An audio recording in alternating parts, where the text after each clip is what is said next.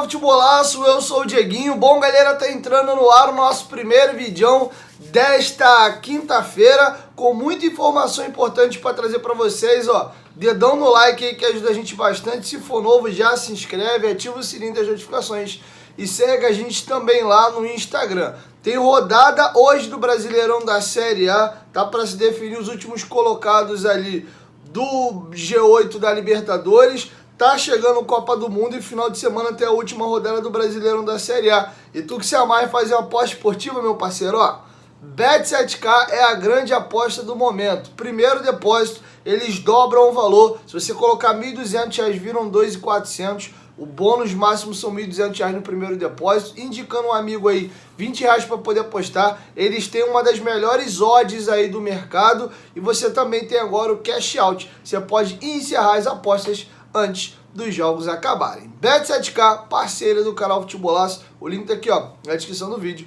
e no primeiro comentário fixado. Bom, tem algumas situações importantes que eu gostaria de trazer para vocês. E vocês viram aquela série de 3 vídeos que eu trouxe do Luiz Melo, trazendo a fala dele e complementando com informação e ajudando vocês a entender o novo processo que o Vasco está vivendo. O Vasco não vai fazer as coisas mais de forma assodada nem atropelada. Seguirão ritos. E o primeiro rito para a temporada é contratação do treinador. O Vasco não deve anunciar o jogador antes de fechar um técnico, até porque não faz sentido você sair contratando jogadores sem ter um técnico contratado que vai ter uma metodologia, uma forma de jogo para saber se esse jogador se encaixa ou não no modelo de jogo dele. O nome hoje que o Vasco trabalha como número 1 é o Vojvoda, então o Vasco já vem procurando representante do treinador, mas as coisas só irão evoluir ao término do Brasileirão, que é logo ali, já é domingo agora, encerra o Brasileirão. Beleza? Sobre Jorginho. Jorginho foi comunicado ontem através do seu empresário que não fica, mas até o presente momento não existe nenhuma nota oficial, nenhuma comunicação do Vasco referente a isso. Acredito eu que existe uma grande gratidão por parte do Vasco pelo trabalho do Jorginho. Jorginho foi campeão daquele time de 2000, então ele foi importante no Vasco como jogador, como técnico. Deu 2 acessos ao Vasco, os 2 últimos inclusive, o de 2016 e agora esse de 2022, foi campeão carioca em 2016. Então existe um carinho por parte da instituição com ele. Acredito eu que o Vasco ainda não fez o anúncio oficial do seu desligamento, porque devem estar preparando um vídeo institucional, uma coisa bacana de Jorginho, muito obrigado, para não ser só, valeu, obrigado aí, botou a gente na Série A, tchau e benção. Então acho que o Vasco deve ter esse carinho. Então, por isso, acredito que o Vasco ainda não fez o anúncio oficial. Brevemente comentando, ontem teve um churrasco no CT Moacir Barbosa, deu para ver vários funcionários do Vasco, o doguinho do acesso que viralizou aí, para quem não tá por dentro, tá boiando na situação. O Vasco fica bem na entrada ali da Cidade de Deus, e aí um cachorrinho com o rabinho todo, né, machucado, o cachorro todo sem pelo, tava com alguma doença, muito mal de saúde, e os funcionários do Vasco pegaram o cachorrinho para poder tratar, e agora o bichinho tá assim, ó, coisa mais linda do mundo, branquinho, peludinho, e eles apelidaram ele de Doguinho do Acesso. Inclusive fizeram um Instagram para ele, quem quiser acompanhar o Doguinho do Acesso no Instagram, dá uma olhadinha lá, ele tá até com roupinha de Vasco, lacinho, e ele agora tá lá no CT. Beleza? Então ontem teve um churrasco, alguns jogadores estão fora do Rio de Janeiro, o Nenê inclusive na entrevista que ele deu ontem para o Tá Na Área, ele estava em São Paulo, estava visitando o Rodrigo, o capitão, nosso xerife, que foi campeão com ele, jogaram juntos no Vasco 2015 e 2016, então ele até postou algumas fotos nos stories aí com o Rodrigo, alguns jogadores inclusive já estão viajando, então os atletas que encontram-se no Rio, mais os funcionários, fizeram um churrasco ontem. A respeito aí de reforços, segundo apurou o companheiro Lucas Pedrosa, o Vasco e o Cruzeiro brigam nesse momento pela contratação de Pedro Raul. O Kashima Reysol, que é dono do jogador, está pedindo 3,5 milhões de dólares para vender o jogador. Inclusive, eu vou trazer para vocês aqui números do Pedro Raul. No Campeonato Brasileiro da Série A, Ele é o vice-artilheiro com 19 gols. O artilheiro do campeonato é o Germancano, salvo engano, com 24 ou 25 gols. Bem atrás do Pedro Raul tem o Calleri do São Paulo com 18 gols. O Pedro Raul no Brasileiro tem 34 jogos, 19 gols marcados, 2 assistências. Ele tem uma média de 2,7 finalizações por jogo e uma média aí de 8 cartões, 8 cartões amarelos no campeonato. Para centroavante, ele toma até um número aí considerável de cartões. Você pode ver que ele é um jogador mais finalizador, porque ele pouco dá assistência, são apenas 2, mas é um jogador aí que está no radar. Então o Vasco possivelmente aí pode ser que contrate. Hoje, numa barganha, o Vasco tem bem mais dinheiro do que o Cruzeiro. Lembrando que o projeto do Ronaldo é completamente diferente do projeto do Botafogo, do Vasco e do Bahia. O Cruzeiro, digamos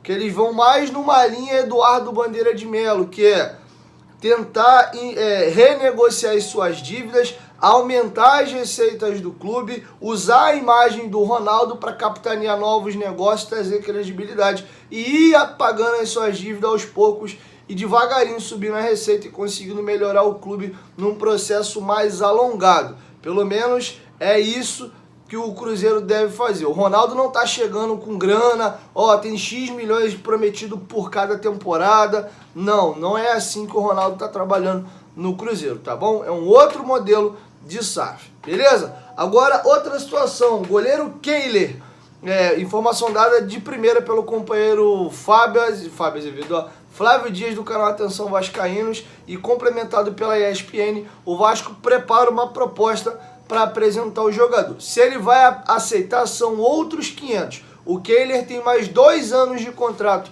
com o Internacional de Porto Alegre e ele deu uma entrevista recente agora após o jogo do Internacional, dizendo que ficou surpreso, né, com a especulação, com o nome dele ter batido no Vasco, mas a ideia dele é disputar a Libertadores pelo Inter no ano que vem e se consolidar dentro do Inter. E aqui faço um grande parênteses. Temos um negócio no futebol chamado de media training. Então não espere o jogador falar algo diferente disso. Ele está vestindo a camisa do Inter, tem ainda um jogo para fazer, ele vai falar, não, eu tô amarradão com a proposta do Vasco e tô indo embora. Se realmente existir a negociação, em momento algum o atleta vai falar abertamente sobre isso ou que realmente quer sair. A não ser que ele esteja em litígio com o clube, o clima já esteja azedo, aí é uma outra situação. Quer um exemplo? A situação envolvendo tanto o Marcelo Matos, do Atlético do Paranaense, e o Petralha. Ambos negam aí que existam conversas para a venda do Terãs ao Vasco, mas é natural você falar isso de forma proforme. Quer um outro exemplo? O Germancano o tempo inteiro dizia que não queria sair do Vasco, que queria renovar, não jogaria em outro clube do Brasil, saiu do Vasco, foi para onde? Para o Fluminense. Você tem ele bem do lado. Então não dá para levar a letra fria o que diz tanto o jogador como o dirigente. Tem muito media training envolvido. Inclusive, um outro parênteses, se tratando de futebol, de profissionalismo, não seria nenhum absurdo o Vasco chegar, fazer uma bela proposta pelo Germancano e ainda, o que a gente deve, vamos te pagar à vista agora, volta pro Vasco.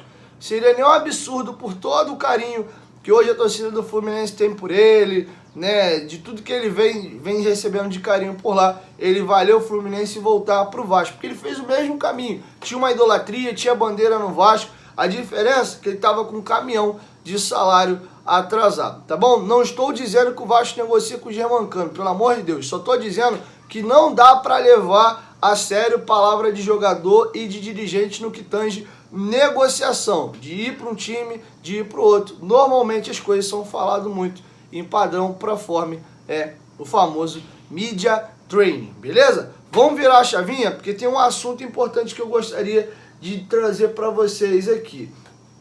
Sobre o Figueiredo.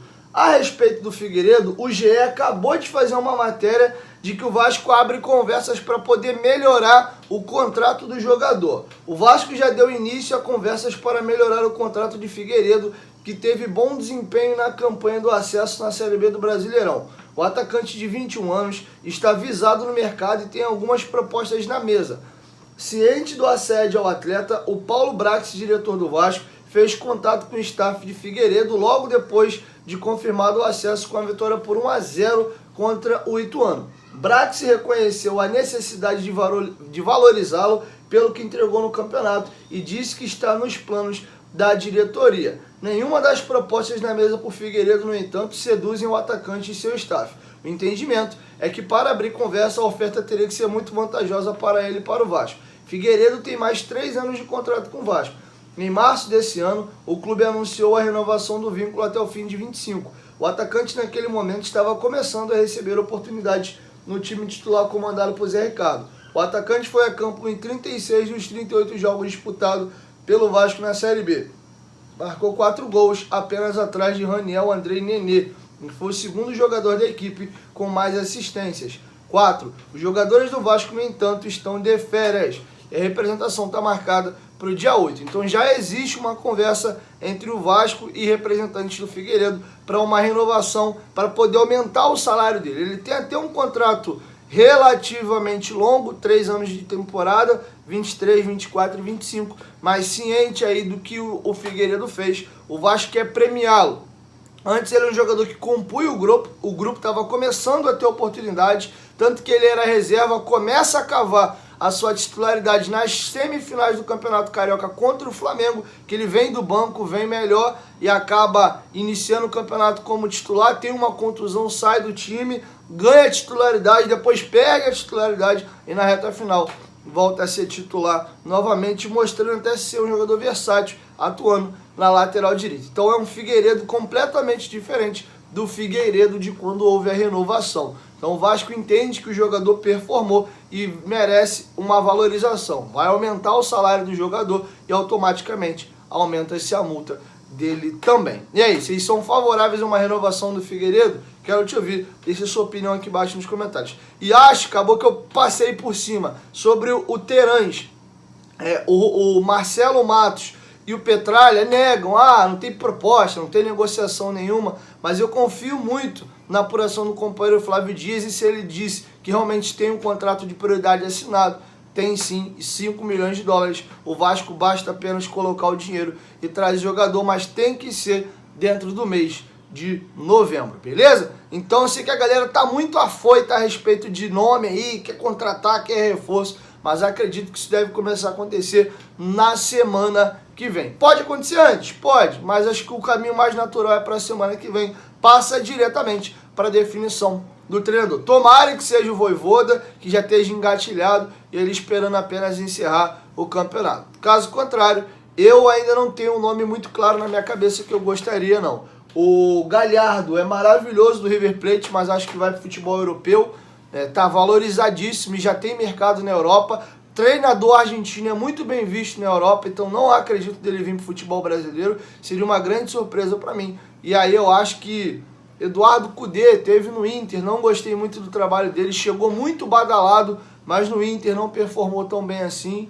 Agora o Vojvoda é um cara que eu imagino fazendo um trabalho de médio e longo prazo. Outro cara que eu gosto e não deve ficar no Atlético Mineiro é o Cuca. Porém, o Cuca é um cara com muito problema familiar, ele é um cara de personalidade complicada, ele não faz muito trabalho de longo prazo, ele toda hora dá uma pausa aí para resolver um problema familiar, tira um período sabático. Ano passado mesmo, do nada, ele pagou a multa e foi embora para resolver problemas particulares. Então, assim, acho que ele é um cara monstruoso para montar elenco. Poderia talvez começar com ele, caso não dê certo o Vojvoda, para iniciar um projeto, mas já sabendo que mesmo com bons resultados, a possibilidade de em 24 ele pedir o boné embora é grande, ele não fica muito tempo num clube, e ele é bom para esse início de projeto, formatação de time e montagem de elenco. Mas enfim, o ideal é pensar num cara que vai casar com a gente e vai ficar por muito tempo. Como o Vojvoda está 2 anos no Fortaleza e caso saia, é porque está muito valorizado e com todo respeito ao Fortaleza do mundo, é um clube médio do futebol brasileiro, não é um Vasco, um Flamengo, um São Paulo, um Corinthians. Então é natural ele receber uma proposta de um clube desse, com um orçamento maior, para ele se provar e brigar por título, ou até mesmo uma ida já aí para o futebol europeu. Então acho que é meio complexo encontrar treinador. Vocês veem aí que a galera arrisca muitas vezes até nomes estrangeiros. O Flamengo fez um movimento, entre aspas, analógico, pegou o Dorival Júnior lá no Ceará e acabou acertando. Mas é muito mais fácil você acertar um rumo de um trabalho também, quando você tem um super elenco.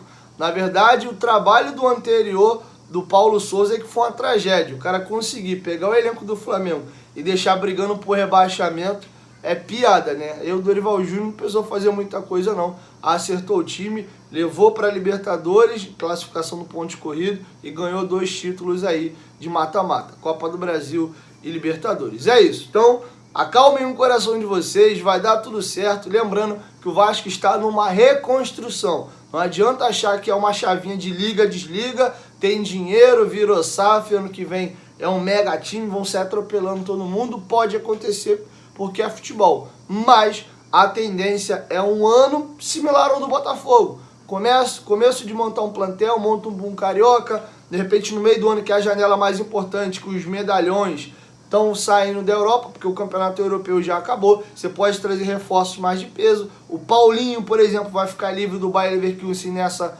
próxima janela, e aí você dá uma reforçada. O Botafogo começa mal o campeonato, faz uma mistura ali, traz jogadores mais qualificados no meio do ano, e agora, se vencer o Santos hoje, inclusive no Engenhão, o Botafogo entra na zona de classificação da Libertadores, faltando uma única rodada. Se ele ganhar o Atlético Paranaense ou empatar, e dependendo de uma combinação de resultado, ele estará na Libertadores de 2024. Você imaginaria o Botafogo disputando uma Libertadores em 2024 se não fosse a SAF? O Botafogo gastou quase 100 milhões aí com reforços nessa temporada. Então, é um outro cenário. Mas viu como o Botafogo oscilou? Tira até o Carioca, porque o Carioca o Botafogo ainda fez com os jogadores da Série B. Os reforços vieram depois, que ainda teve o processo de implementação da SAF, o dinheiro chegar, levou um tempo. O Botafogo começou a montar o elenco depois do Carioca. Em 2 janelas aí, passaram perigo. Tinha torcedor do Botafogo, pra que vendeu essa merda? Se fosse pra brigar próximo da zona de rebaixamento, não vendia o clube. Esse John Texas 7-1. Então, eu acho que o Vasco pode ter um planejamento melhor, porque o Botafogo teve que começar a montar o time em maio. O Vasco não, tá podendo começar a montar o time agora já em novembro, né? Tendo pré-temporada já com esse time e, caso precise, fazendo ajuste na janela do meio do ano. Então acho que o Vasco tem condição de ter um ano melhor do que o Botafogo. Mas em termos de colocação de tabela, acho que é super natural o Vasco acabar o campeonato em 8º, 10º, 7º. Se acabar num G4, para mim será uma grande surpresa, tá? Até porque futebol, pensando nas cabeças no topo, é um trabalho de médio e longo prazo. Os times que brigam na parte de cima na tabela recorrentemente, não estou falando de voo de galinha, time que faz uma boa temporada e depois afunda, o Ceará. O Ceará foi bem ano passado, esse ano rebaixado. Então, você vê que é uma galera que faz um trabalho de médio e longo prazo. O Atlético Mineiro teve um ano ruim, mas mesmo assim deve ir à Libertadores. Teve um ano atípico, mas você vê desde 2020 brigando ali em cima. Flamengo, idem. Palmeiras, idem. Atlético Paranaense vai para a Libertadores de novo, idem. Então são times que vêm durante alguns anos fazendo um planejamento de montar no elenco. Vem de 2, 3, traz mais 3, mas se mantém ali com salário em dia e com estrutura. O Vasco vai iniciar esse processo. Inclusive, vou te dar até um feedback. Minha opinião, acho que, por exemplo, o Botafogo já larga muito bem pro ano que vem. A tendência é eles reforçarem o elenco que hoje já tá legal. O Botafogo fez uma espinha. Eu tô começando a acompanhar um pouco mais Série A de novo. Tem o Tiquinho Soares, que é um excelente centroavante. Você tem uma dupla de zaga com Cuesta e Adrielson. E aqui já vai um parêntese pro torcedor do Vasco. Muita gente se apega a nome. Pô, eu quero medalhão. O Botafogo, muito torcedor do Botafogo, quando vê o Tiquinho Soares e o Adrielson, fala, porra, que mané Tiquinho pra Botafogo. Quem é Adrielson, jogador que era do Sport? Foi pra Europa, voltou. Hoje é um dos melhores zagueiros do futebol brasileiro. Tiquinho Soares, apesar de passagem no Porto, não tinha nome ainda no futebol brasileiro. Tá aí, ó, já virou um dos principais atacantes do Brasil. Então, é olhar um pouco, confiar nos scouts e entender que você, muitas das vezes, vai conseguir grande desempenho de jogadores promissores que ainda não tem um nome firmado no mercado do que ir em medalhões. O Alex Teixeira, por exemplo, chegou numa expectativa absurda que teve um ano muito abaixo. O que não quer dizer que o Alex não possa ter uma retomada com a pré-temporada de ano que vem e bem, ou que você não vai contratar jogador de nome, não é isso, mas é dar um pouco mais de crédito e analisar mais desempenho, scout, o que o jogador fez para ser contratado, não apenas se ele já é famoso no mercado ou não. Então é uma mudança aí e o Botafogo, eu acredito que ano que vem, se esse ano ele termina ali dentro de 7º a 10º lugar, pro ano que vem eu já imagino na minha cabeça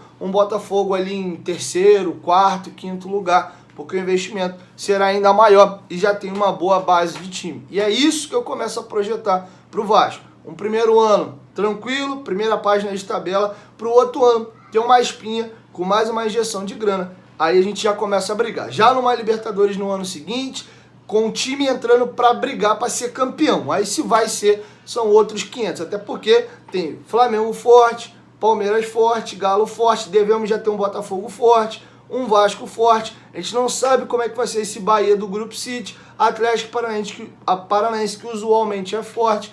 Então você vai ter muito time bom e não dá para todo mundo ganhar. Então você começa a brigar. E o brasileiro, ano que vem, vai ser um campeonato bem difícil, cara. Eu tô com dificuldade de dizer para vocês quem serão os 4 rebaixados antes do campeonato começar. Porque de cara você subiu 4 equipes grandes e de equipes em termos de camisa menores. Você tem ali o América Mineiro, que você imagina cair no ano que vem.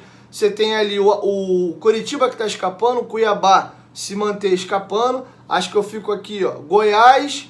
Então você vê, e o próprio Goiás fez um ano um pouquinho melhor. E em termos de camisa, o Fortaleza, que ainda assim, eu não imagino o Fortaleza e América Mineiro rebaixado ano que vem. Tô mais propenso a ver, talvez aí, Goiás, Curitiba e Cuiabá, esses 3, e um grande caindo. O Santos tem feito campeonatos esquisitos, né, oscilando às vezes em maus momentos. O São Paulo é uma gangorra muito maluca, não me é surpresa se acabar perigando para a parte mais baixa da tabela, ou com a subida de outros clubes e o investimento pesado vindo para esses times, aí pode ser que o Fortaleza e o América que eu citei, pelo fator orçamento, acabe não conseguindo extrair o seu melhor e aí tendo uma temporada que destoe das últimas e possa brigar e cair. Mas eu acho que ano que vem é bem possível de cair um clube grande. É isso, galera. Então, tô procurando trazer informação para vocês, mas também opinando, dando as minhas opiniões para ajudar a formar a sua opinião. Não quero eu formar a sua opinião, ser super inteligente, tem capacidade de formar a sua opinião em casa, mas a minha ideia aqui é te informar e te auxiliar, te munir de informação para você começar a refletir e formar a sua opinião de acordo com as suas ideias aí, tá bom? É isso, 1, 2, 3, futebolaço, tamo junto família, e daqui a pouquinho eu volto aí, valeu? Tamo junto, valeu, fui!